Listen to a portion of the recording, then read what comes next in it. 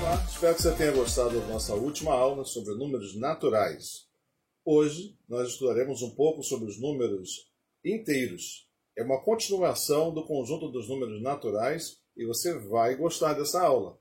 Fica conosco, a aula já está começando no canal Prof. Marcos Santos com o professor Marcos Santos.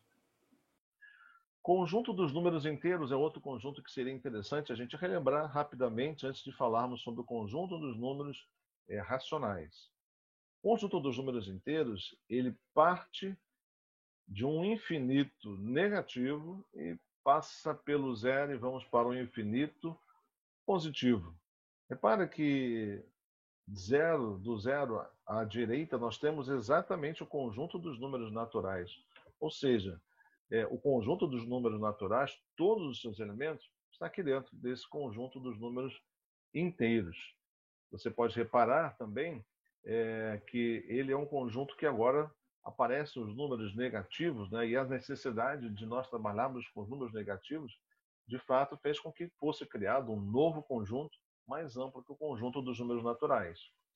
Através dos diagramas, nós temos aqui o conjunto N, dentro do conjunto Z. Mais uma vez, lembrando que se N está dentro de Z, está contido no conjunto Z, todos os elementos do conjunto N pertencem ao conjunto Z. Essa verdade aí sobre os conjuntos é muito importante e mais para frente, certamente, nós vamos nos deparar com necessidade de lembrarmos disso.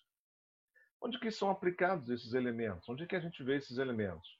Nós vemos, por exemplo, na medição das temperaturas, quando as temperaturas estão muito quentes, né? Quando o dia está muito quente, nós temos certamente uma medição de temperatura positiva, né? Números positivos para medirmos essa temperatura. E o contrário também é verdadeiro. Em dias muito frios, frios demais até, nós podemos então encontrar temperaturas negativas, ou seja, abaixo de zero. Também nós podemos encontrar os números inteiros quando nós vamos medir as altitudes. Esse cidadão aqui que está com a bandeira em cima do morro está numa altitude que está acima do nível do mar, ou seja, está numa altitude positiva. E já esse mergulhador aqui, ele está abaixo da linha do nível do mar, ou seja, numa altitude negativa. Nós vimos também que os números negativos, né, aparecem quando nós vamos fazer a conferência de um extrato bancário, por exemplo, nós podemos perceber a presença deles, né? E também nas nossas contas. Isso tudo são locais onde a gente pode usar o conjunto dos números, elementos do conjunto dos números inteiros. Muito bem, exercitando um pouquinho mais. Vamos resolver um pequeno probleminha só para entendermos e aplicarmos esse conhecimento. Pedro possuía em sua conta bancária um saldo de R$ 250 e fez as seguintes operações. Pagou 2 lanches no valor de R$ 28 cada, pagou sua conta de luz no valor de R$ 201, fez um depósito de R$ 50. Qual será o novo saldo da conta de Pedro, sabendo que ela pode ficar negativa até um limite de R$ 1.000? O que a gente quer dizer em ficar negativa num limite de R$ 1.000? Bom, hoje em dia, para quem já trabalha com contas bancárias, a gente sabe que existem as chamadas contas especiais. As contas especiais é como se não, o banco te dá um certo limite para gastar mesmo aquilo que você não possui. No caso aqui do Pedro, ele possui um limite de gastos de R$ 1.000. Ou seja, mesmo que ele não tenha dinheiro nenhum na sua conta, esteja zerada a sua conta, ele pode gastar até R$ 1.000 e o banco vai cobrir essa despesa dele. Claro, depois o banco cobra isso, porque isso é um empréstimo que cada um de nós faz com o banco e o Pedrinho também está fazendo a mesma coisa. Bom, vamos então às operações. Primeiro, nós podemos transformar essa situação numa expressão numérica, né? Ele tinha R$ 250 de saldo e nós estamos indicando com um sinal negativo aqui que ele fez despesas. Todas as despesas que ele fez são indicadas com sinais negativos. Então ele fez 2 despesas de R$ 28 mais uma despesa de R$ 201. E ao final ele somou R$ 50 quando fez um depósito. Fazendo essas contas, então, nós nos deparamos com R$ 43 de saldo. Muito bem.